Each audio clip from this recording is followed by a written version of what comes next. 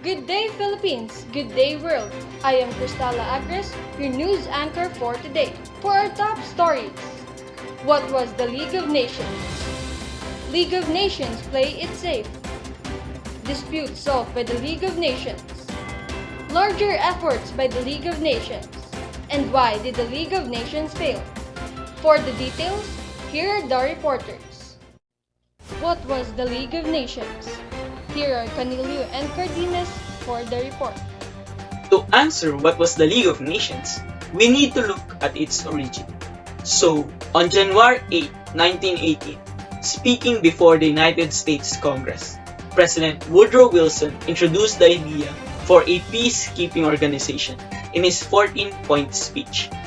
Wilson outlined his vision for a stable, long-lasting peace in Europe, America, and the rest of the world following the World War I. And in January 1919, President Wilson, present in the Paris Peace Convention, used his influence as one of the Big Three to attach the Covenant of the League to the Treaty of Versailles, the codified peace terms between the victorious Allies and Germany. President Wilson then returned to the United States with a treaty that included the idea for what have become the League of Nations.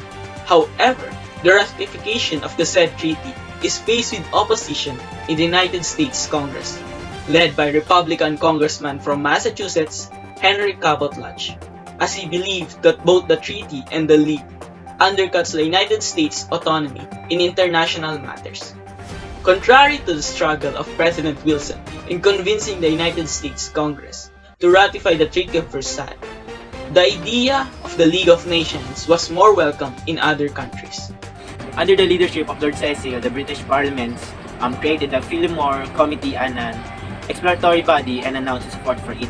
French liberals followed with Sweden, Switzerland, Belgium, Greece, Czechoslovakia, and other smaller nations responding in the kind. In 1919, the structures and the process of the League were laid out in the covenant developed by all the countries taking part of the Paris Peace Treaty or Paris Peace Conference.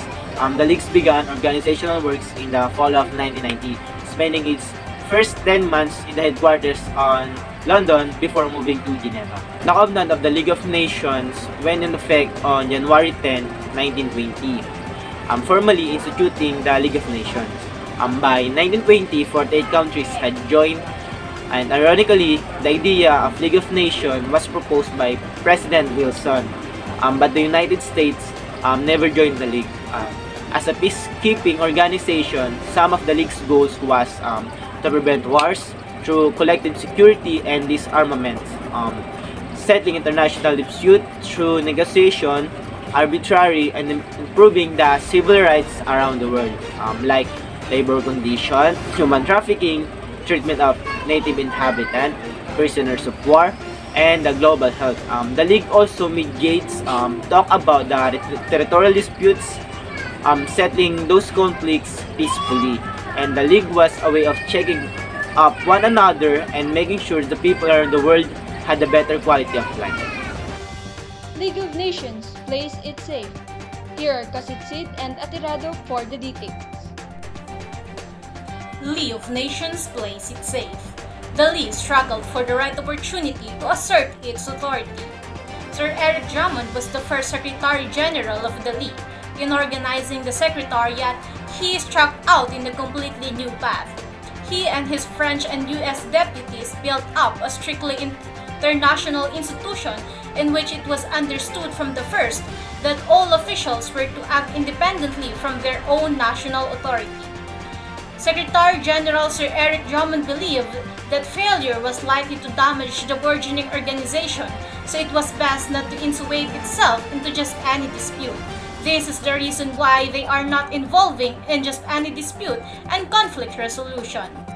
When Russia, which was not a member of the League, attacked a port in Persia in 1920, Persia appealed to the League for help, and since it was a dispute, the League refused to take part, believing that Russia would not acknowledge their jurisdiction and that would damage the League's authority.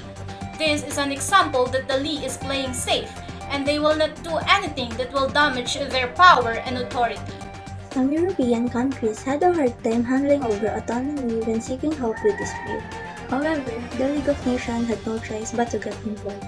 The League acted as administrator in Saar, a tiny region between France and Germany from 1919 to 1955. For 15 years, the League of Nations administers the area in order to decide which country it will join, with Germany being the eventual choice. Moreover, the League placed it in the similar situation happened in Danzig. The city was set up as free city in accordance with the terms of Article 100, Section 11 of Part 3 of 1919 Treaty of Versailles. Later on, Danzig became the center of dispute between Germany and Poland. For several years, the city of Danzig was protected by the League. However, it fell back under the German rule in 1939. Dispute solved by the League of Nations. Balunso and Bayot for the report. The League of Nations had also significant success over some disputes between countries. The city of Vilna was occupied by the Polish forces in 1919 after the fall of the Red Army in the Polish-Soviet War. However, a conflict arose as the Lithuanians rejected alliance with Poland as the former demands Poland of their independence. The conflict had aggravated as the Red Army reoccupied Vilna and gave the latter to the Lithuanian. The League of Nations got involved and arranged a partial armistice to have Vilna under the Lithuanian control. The League of Nations also got involved in the dispute over the Upper Silesia between Germany and Poland, which they decided to just split the land.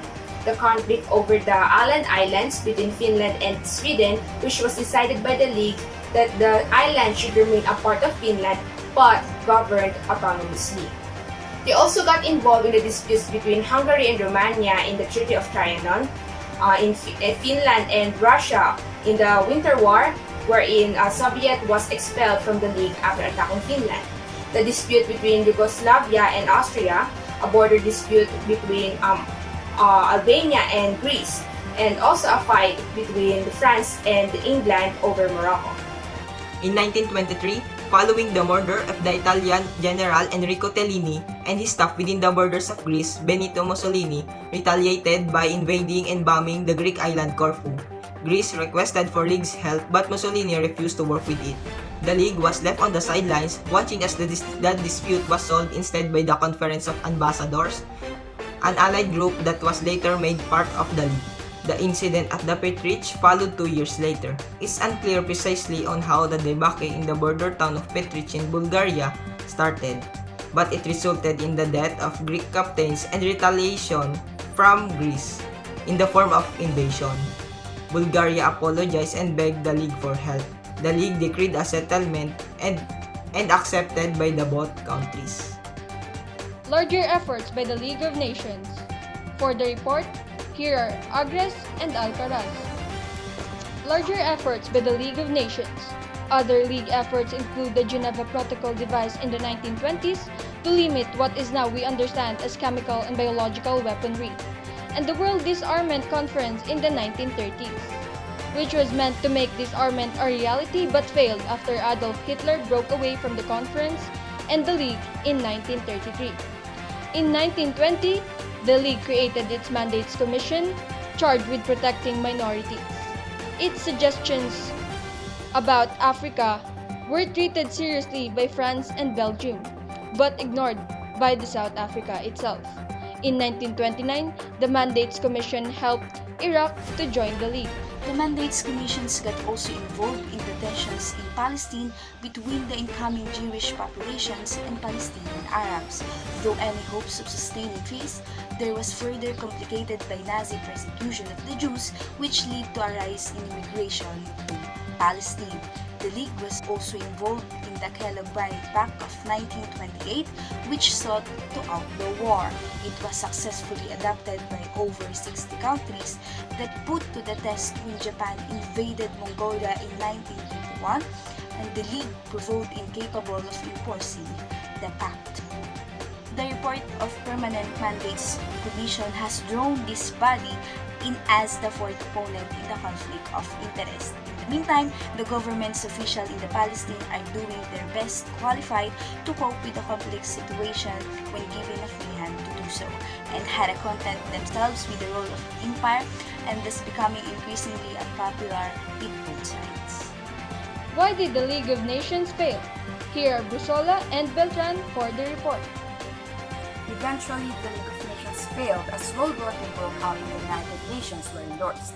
The aftermath of World War I also added fuel to its failure as many issues left by the war were still unsettled. Moreover, there are still general weaknesses within the organization. In the first place, there is an impractical system of unanimity. The unanimous voting would undermine the League as if each nation would prefer to risk an otherwise unified call for action. The truth is all nations maintain their vested interests and were not often prepared to compromise in resolving disputes. On the other hand, the reservationists led by Senator Henry Lodge supported the United States in having greater autonomy within the organization.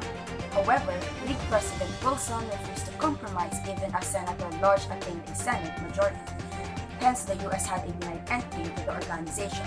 Its refusal undermined the solidarity and cooperation message into the organization. Thirdly, the Great Depression exhibited an often neglecting the international cooperation policy in times of crisis. The World Economic Depression encouraged nations to be more aggressive towards each other.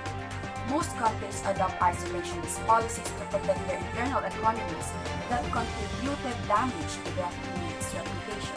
And most governments reverted to nationalism, where economic strife facilitated dictatorships and aggressive foreign policies. Another failure of the League were the insufficient military support, ineffective crisis response, and the conflict between or within nations. Most governments were hesitant to offer military support, and the League reduced armed forces after the World War I. League doesn't have military force and support for member states, which means they lacked the power to prevent aggression. Also, they had ineffective crisis response. This crisis destroyed League's authority, as many nations had. 1931, Japan invaded Manchuria, resulted in Japan's resignation. China appealed and it caused the invasion to be an act of aggression. 1934, Hitler announced Germany's resignation. With the destroyed authority, it was powerless to stop. 1935, Italy invaded Abyssinia. From that act, Mussolini removed Italy. 1938, Sudeten crisis. Britain and France, the two most influential members, entered the League to appease Hitler, contradicted to the organization's principles. League of Nations failure to intervene conflicts led up to the World War II. It failed in its primary purpose, which is to prevent another World War. Article 11 of the League Covenant stated, any war or threat of war is a matter of concern to the whole League, and the League shall take action to safeguard peace. In 1930s, Britain abandoned Europe and Asia's stability. Chamberlain's adoption of appeasement policy confirmed Britain's desire to seek peace through independent mediation rather than international collaboration. Unfortunately, neither approach prevented the deadliest global conflict in the history. And that's all of the top stories about the League of Nations. I am Cristela Agres, and this is Group 1 News Patrol.